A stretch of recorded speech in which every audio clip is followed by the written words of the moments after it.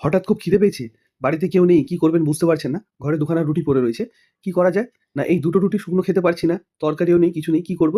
না এই ২ টো রুটি আমরা যেটা করতে পারি, চাটুতে অথবা তাওয়াতে ভালো করে সেঁকে নিতে পারি। বেশ কিছুক্ষণ ধরে সেঁকলে রুটি দুটো কড়া, কড়া হয়ে যায়।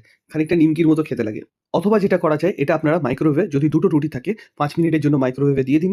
আর রুটিটাকে ২.৫ মিনিটের মাথায় একবার পাল্টে নিন। দেখবেন ৫ মিনিট বাদে ঠিক এইভাবে তৈরি হয়ে যাচ্ছে।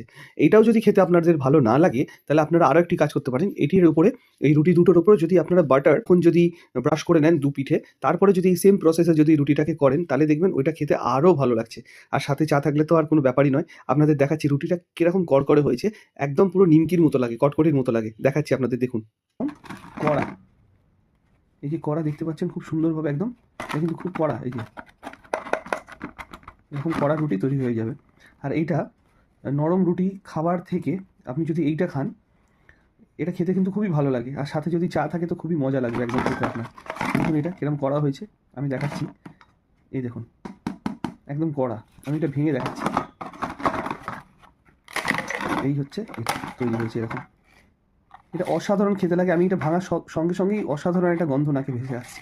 তো এইভাবে আপনারা খেতে পারেন, অসাধারণ লাগবে। দেখুন রুটিটা। তবে দাঁতের সমস্যা থাকলে এই রুটি কিন্তু আপনি খেতে পারবেন না।